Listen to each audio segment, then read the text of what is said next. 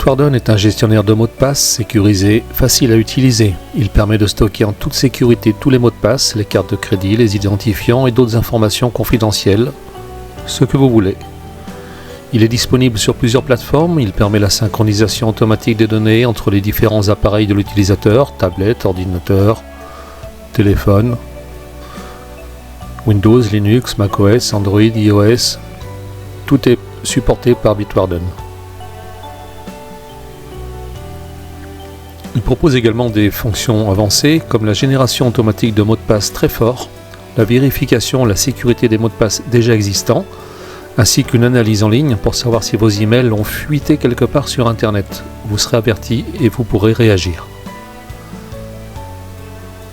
Il y a deux versions, une version gratuite, largement suffisante pour tout le monde, c'est celle que nous allons voir dans cette vidéo, et une deuxième version payante, environ 10 $, mais ce qui doit faire à peu près 8-9 € actuellement, qui est plutôt destiné aux entreprises ou aux familles qui veulent partager le coffre ensemble. Est-ce que c'est vraiment sécurisé? Eh bien oui, tout à fait, c'est son gros point fort à cette solution. C'est une solution open source, comme vous le voyez, qui rend non seulement plus flexible, mais aussi plus sûr. Tout le monde peut la consulter. Le code source, j'entends par là. Ceux qui savent le faire, évidemment. Une équipe régulièrement fait des analyses de Bitwarden pour s'assurer de la sécurité et ils ont mis en place un système qu'on appelle le Bug Bounty qui permet de rechercher les failles. Les hackers qui ont un très bon niveau cherchent les failles contre une récompense financière s'ils en trouvent. C'est vous dire que s'ils en trouvent, ils gagnent de l'argent et ils les corrigent. Le système est hyper sécurisé. Le coffre-fort est chiffré en AES 256 bits. De bout en bout, ça parlera à ceux qui connaissent, mais c'est très fort. Le site n'est pas en français, mais il est très facile à passer en français en 2 clics de souris. Vous verrez ça.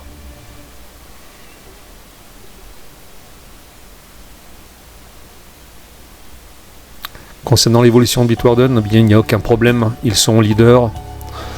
Ils viennent de lever 100 millions de $ pour accélérer leur développement. Ils ont racheté très récemment Passwordless.dev, qui était une start-up qui a été fondée en 2020 pour rendre l'authentification sans mot de passe. Tout comme le font également actuellement Microsoft et Google, si je ne me trompe pas. Voilà.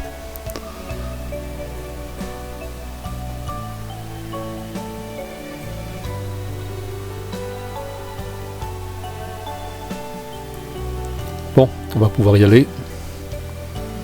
Nous allons commencer et vous allez voir l'installation. Alors on se rend sur bitwarden.com.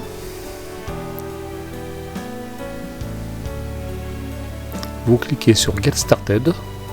Commencez maintenant en français. Donc comme vous pouvez le voir, le formulaire a déjà reconnu que nous sommes en France et nous présente un formulaire français. Vous mettez votre adresse électronique pour vous inscrire.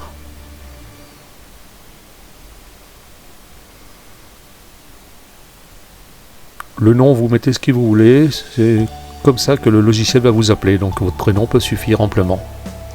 Le mot de passe, mettez un mot de passe d'au moins 14 caractères. Un mot de passe, ce sera le seul que vous aurez à retenir, donc faites quelque chose de costaud, chiffres, lettres, minuscules, majuscules et caractères spéciaux. L'indice, inutile. Vous cochez et vous créez le compte. Vous prouvez que vous êtes un être humain. Alors on choisit les petits pandas car c'est ce qu'on nous demande.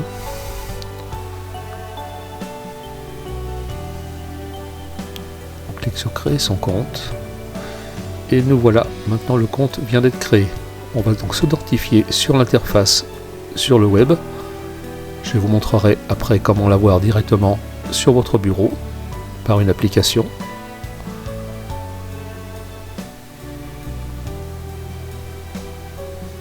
C'est le mot de passe que nous avons choisi au début. Le seul que vous devez retenir, c'est celui-ci. Ah, ils aiment les pandas chez Bitwarden.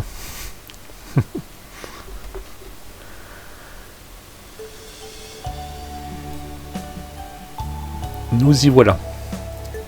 Comme vous pouvez le voir, on nous demande de vérifier le courriel afin d'avoir toutes les fonctionnalités accessibles. Vous cliquez sur envoyer le courriel vous allez recevoir un courriel avec un lien pour valider donc votre adresse mail. Je le fais sur mon téléphone à côté. Nous y voici. On se reconnecte donc avec le mot de passe principal, toujours le même. Et vous voyez qu'il n'y a plus la petite fenêtre pour vérifier le mail, mais celle qui nous propose de passer en premium, ce qui n'est pas utile pour l'instant, mais on reviendra dessus plus tard. Ici, nous avons notre compte. Dans les paramètres du compte, vous pouvez révoquer les sessions. Ça, c'est si vous avez un petit souci, que vous pensez que quelqu'un a pris vos coordonnées. Vous pouvez effacer le coffre ou supprimer le compte. Ici, nous pouvons changer le mot de passe principal, le seul qu'on doit retenir.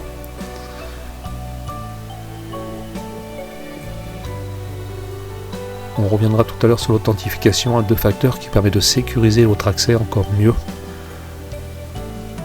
Sans votre téléphone, il sera impossible de déverrouiller l'accès à votre compte.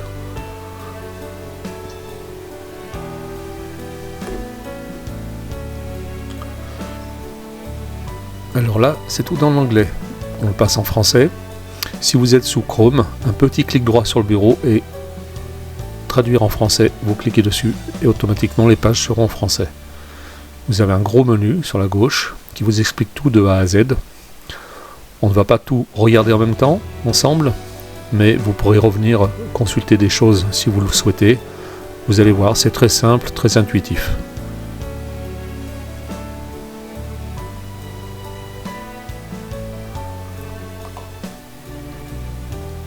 L'authentification à 2 facteurs, très intéressante. Je vous conseille de le faire avec Google Authenticator.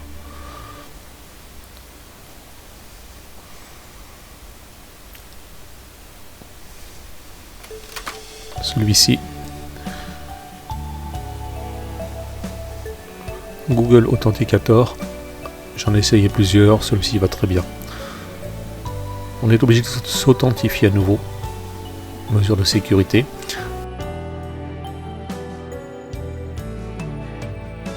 Donc avec Google Authenticator, qui n'est pas repris dans cette petite page explicative, c'est pas OTI. Il a ce petit logo là. Vous allez ouvrir Google Authenticator, appuyez sur le signe plus pour ajouter un compte et vous scannez le QR code. Le QR code va vous donner 6 chiffres qui changent toutes les 30 secondes.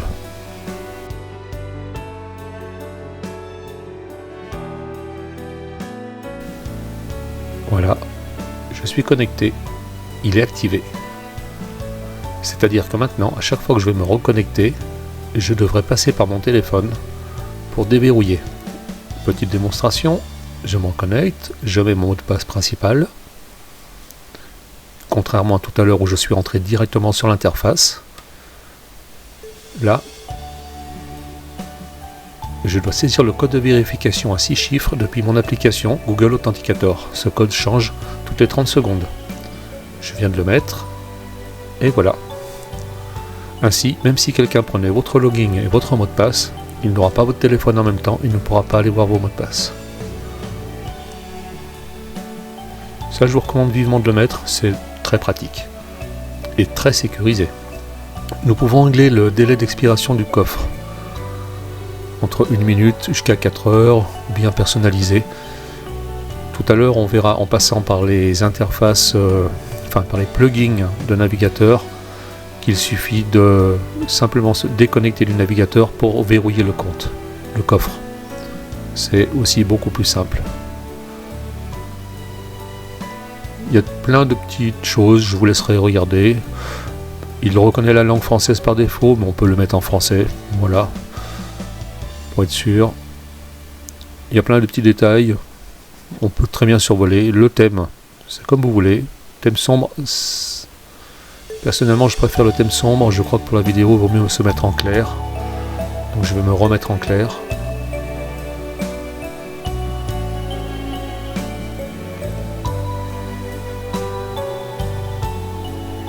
Les abonnements, le premium, comme je l'expliquais tout à l'heure, vous offre quelques petites bricoles en plus qui ne sont pas du tout utiles.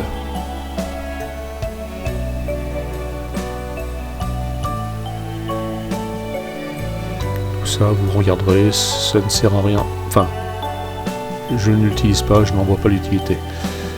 Les règles de domaine. Le coffre. Il y a plusieurs choses ici. Pareil, la documentation sera peut-être votre allié pour mieux comprendre. Nous allons pouvoir classer les identifiants qui seront enregistrés, donc identifiants de connexion au site internet. Vous pouvez mettre aussi une carte de paiement. Quand vous faites des paiements en ligne, ça vous évitera de tout retaper systématiquement. Le plugin du navigateur va reconnaître que vous alliez rentrer vos coordonnées bancaires et va les remplir à votre place. C'est entièrement sécurisé, je l'insiste bien sur ce point-là.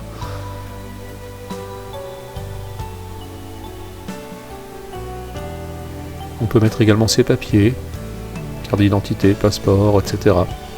pour les garder en trace. Si vous êtes en vacances à l'étranger, vous avez perdu vos papiers, vous vous connectez sur votre compte à partir d'un ordinateur et vous avez à nouveau tous vos numéros disponibles. On peut faire des notes sécurisées. Par exemple, là j'avais pas encore choisi de dossier, il faut que je crée des dossiers si je le mets dans un dossier. Sinon ça va se mettre à la racine tout simplement, ce qui n'est pas un problème en soi.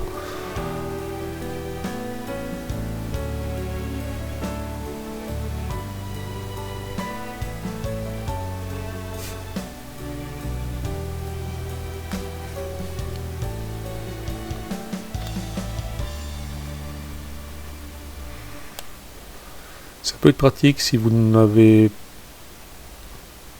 pas besoin d'avoir un accès sur un site internet, mais des choses à mettre de côté, par exemple un numéro de carte de fidélité pour une boutique ou quelque chose. Ça restera uniquement accessible dans votre coffre.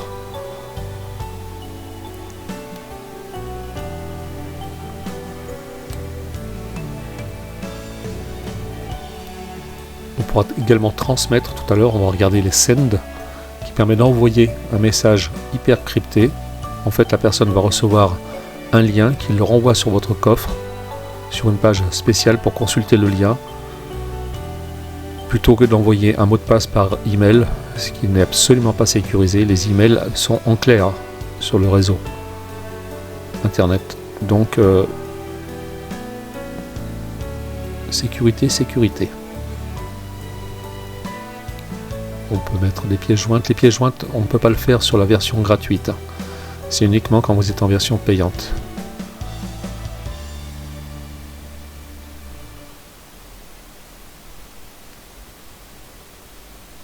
Hop, voilà, j'y accède. Je vais le jeter, je n'en ai pas besoin. Les dossiers. Je vais montrer comment on crée les dossiers. Donc ça permet de catégoriser ces liens internet avec les connexions. Vous pouvez mettre un petit peu ce que vous voulez en fait, famille, perso, banque, travail, loisirs. On peut tout classer dans des catégories afin de retrouver très facilement ses favoris si on veut. Bien que l'avantage de Bitwarden, c'est que quand vous arrivez sur un site, automatiquement, si il a dans sa base les données de connexion, il va vous le présenter directement. Vous n'avez pas besoin de rechercher l'adresse. Elle arrive automatiquement à vous quand vous êtes sur la page de connexion.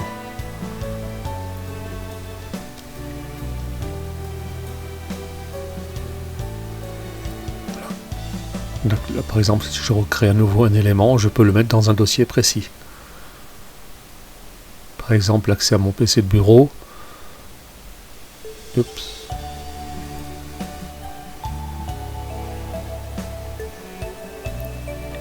Voici mon mot de passe. J'en ai pas besoin en fait. C'est un exemple.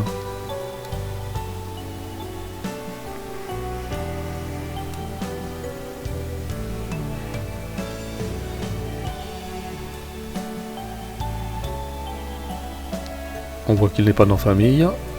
Par contre, si je suis en travail, il est bien en travail là où je l'ai déposé. Ça va permettre de déclasser aussi. Et si je demande de mettre un mot de passe, ça le sécurise à nouveau à l'intérieur même du coffre. Ah oui, Tout ce qui est dans la Cowboy depuis plus de 30 jours est automatiquement supprimé. Vous pouvez évidemment les supprimer avant. Vous avez 1 giga d'espace de stockage avec la version gratuite, ce qui est largement suffisant. Le send, qui va vous permettre d'envoyer par exemple un mot de passe à quelqu'un de façon sécurisée. Donc on va mettre un petit nom pour décrire le send, pour montrer de quoi il s'agit. Par exemple, ce sera le mot de passe confidentiel pour ce qu'on peut mettre.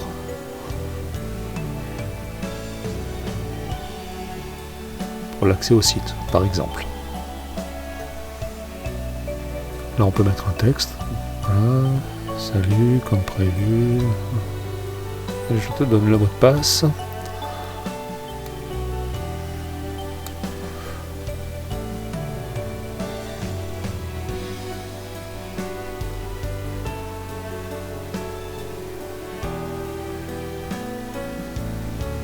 Donc la personne recevra le mot de passe, pas directement dans son mail, mais va recevoir un lien pour le consulter dans le coffre Bitwarden, même si cette personne n'a pas de coffre Bitwarden. On peut décider de masquer le texte, qu'il ne soit pas visible tout de suite. Il faudra que la personne clique. On pourra même exiger un mot de passe qu'on lui aura transmis d'une autre façon.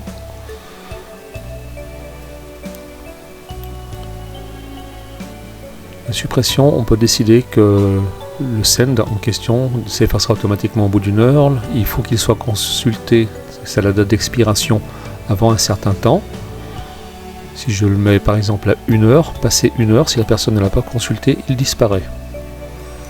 On peut également mettre un nombre d'accès au send. Si je mets 1, on ne pourra le consulter qu'une seule fois. À la deuxième passage, il n'existera plus.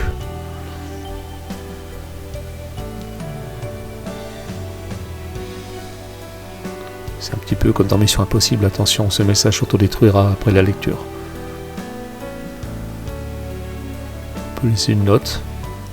Voilà, premier test par exemple. On peut masquer son adresse électronique quand on envoie le message à la personne.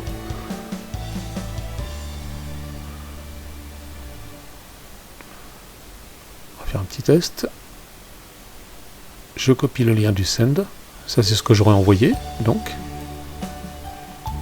Je vais le mettre dans le navigateur, imaginons que je l'ai reçu, voilà, je reçois ça, ce lien-là. J'arrive ici, ça me dit qu'il est protégé par un mot de passe, parce que je viens d'en mettre un avant. Et vu l'adresse qui est en haut dans l'adresse directe, même s'il n'y avait pas de mot de passe, personne ne pourrait y accéder accidentellement.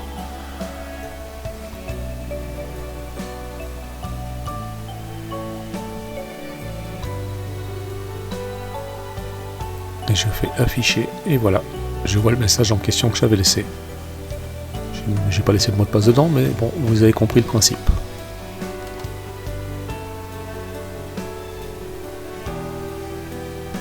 Ça, c'était la partie coffre-fort, qui n'est pas spécialement utile. Le gros avantage de Bitwarden, c'est quand même les mots de passe normaux, qui nous servent tous les jours. Il ne faut jamais mettre le même partout. C'est une catastrophe. On peut générer des mots de passe très puissants, vu qu'on n'a pas besoin de les retenir, c'est lui qui va les retenir pour nous. On coche bien, comme ça on a tout, majuscules, minuscules, les lettres et les caractères spéciaux. On choisit une longueur de 14 minimum, mais on peut monter beaucoup plus haut. Combien on veut de chiffres, combien on veut de caractères spéciaux à l'intérieur, est-ce que ça sera un mot de passe ou un nom d'utilisateur. En général on l'utilise pour les mots de passe, hop, on en génère un, on peut le copier, voilà, on pourra le réutiliser dans sa prochaine... si par exemple on était dans un onglet à côté en train de s'inscrire sur un site, voilà, comme ça on génère directement un mot de passe sécurisé. On peut importer également, si vous avez déjà vos mots de passe dans un coffre, ou comme quasiment tout le monde dans Chrome, vous pouvez les importer directement plutôt que de les retaper à la main. Vous voyez le nombre de formats qui sont pris, c'est énorme. Aussi bien Firefox que Chrome. Je vais le faire avec Chrome. Alors ça nous envoie pour savoir comment l'importer. C'est pas compliqué, c'est juste dans les menus paramètres, ça va vous dire qu'il faut le faire à un endroit précis.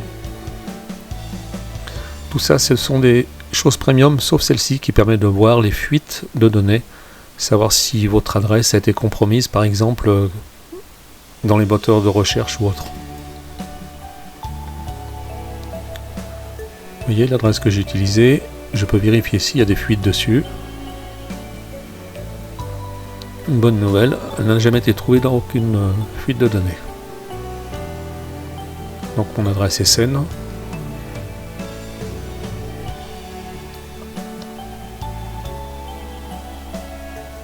Là, je vais vous montrer ce qu'on peut télécharger, donc que ce soit pour le PC, l'équivalent du coffre, mais en version Windows. Il est très très semblable.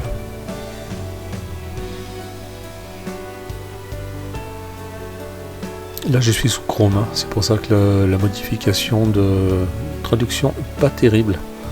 Ça marche mieux sous Chrome que sous Brave. Je suis sous Brave, pas sous Chrome. Bien qu'il y ait de grosses similitudes dans les deux navigateurs, Brave est un peu plus sécurisé. Alors il existe l'interface du coffre, plutôt que de la consulter en ligne. Elle existe pour Windows, pour Mac, pour Linux. Voilà, je la télécharge, je vais l'installer, vous allez voir, c'est vraiment une copie quasiment parfaite du coffre version navigateur.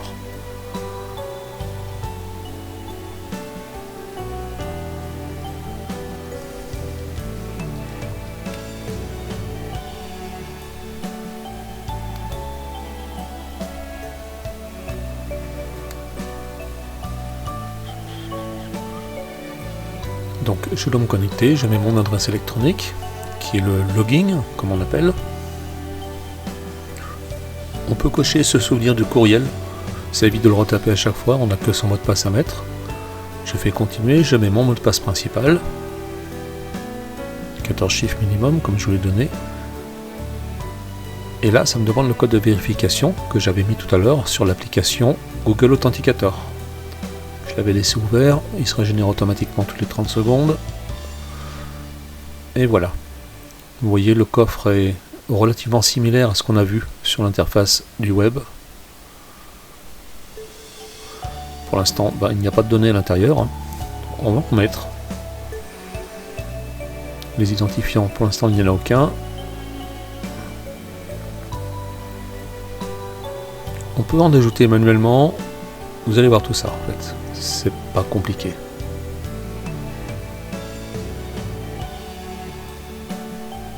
Prenez votre temps, vous regardez un petit peu à droite à gauche, et vous allez voir, c'est très simple.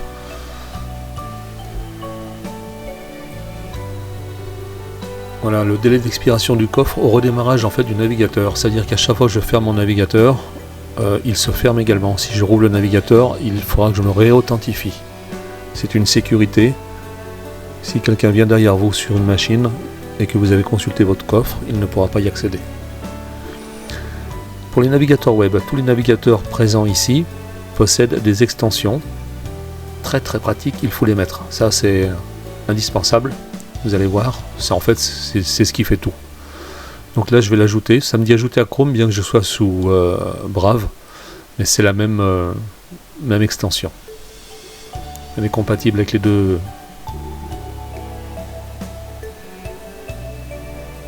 Quand cette page s'ouvre, ça veut dire que l'extension s'est installée. Alors on va la faire apparaître l'extension, parce que là on ne la voit pas. Et l'avantage c'est de la voir, vous la sélectionnez et vous allez à côté sur épingler. Voilà, elle apparaît. Maintenant, quand je vais arriver sur un site qui aura déjà une extension d'enregistrer, il y a un petit 1 qui apparaîtra dans le petit logo. Il me suffira de cliquer dessus, ça va remplir automatiquement le login et le mot de passe. Sans avoir à retenir moi-même des mots de passe pas possible. Et là, ce sera hyper sécurisé. Donc il faut se connecter au moins une fois. Il y a encore code de vérification. On appuie sur Entrée. Voilà à quoi ressemble le plugin. C'est également comme le coffre, on retrouve ces dossiers, les identifiants, cartes de paiement, si on a besoin de remplir sur un site marchand par exemple. Je me connecte sur l'interface normale sur le web, donc le mot de passe principal. C'est le seul que vous avez à retenir.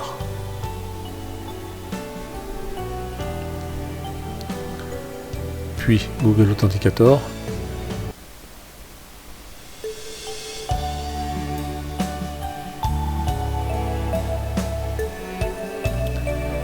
Et maintenant, je vais par exemple ajouter donc la connexion sur Bitwarden.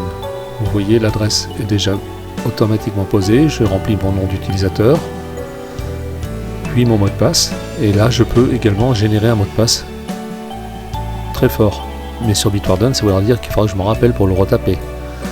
Donc là, j'en ai mis un qui est facile à reconnaître pour moi.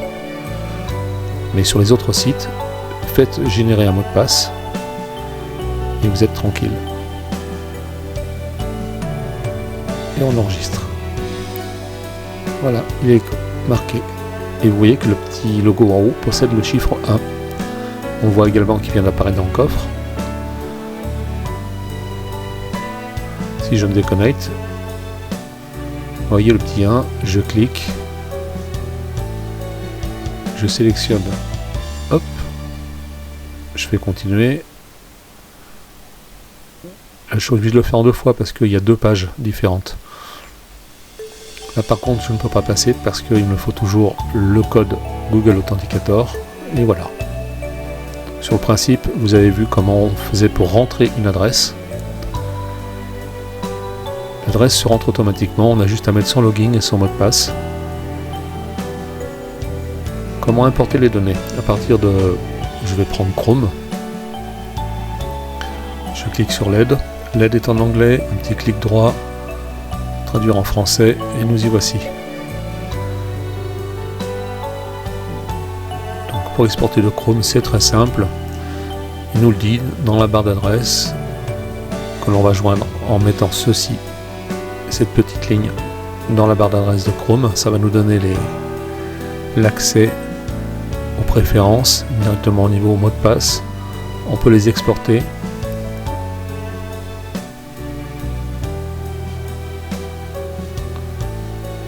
Voilà, je clique donc sur les trois petits points, exporter les mots de passe.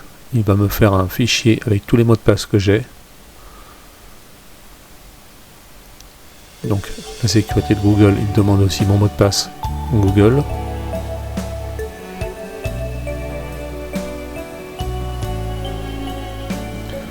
Alors pourquoi utiliser Bitwarden et pas uniquement Google? En fait, Bitwarden est beaucoup plus sécurisé que Google actuellement.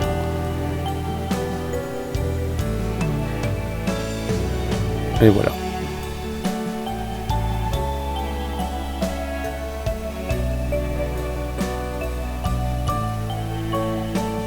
Je me reconnecte.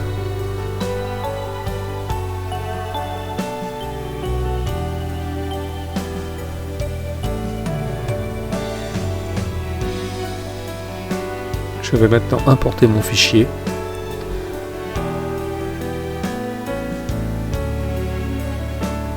Je vais dans les outils, importer les données. Je choisis mon fichier que je viens d'enregistrer. Avant, je lui dis que le format viendra de Chrome. Je choisis mon fichier. Il est là. Et je fais importer les données. Mes données sont là. Évidemment, je les ai floutées. Voilà, nous avons vu l'essentiel. N'hésitez pas à consulter les pages d'aide sur le site de Bitwarden. En faisant un petit clic droit avec votre souris en sélectionnant traduire en français. Ce sera plus simple. Et comme dit, je vous souhaite une excellente et belle journée. Je vous dis à très bientôt pour une nouvelle vidéo. N'hésitez pas à vous abonner, à me suivre avec la petite cloche pour être informé des nouvelles sorties.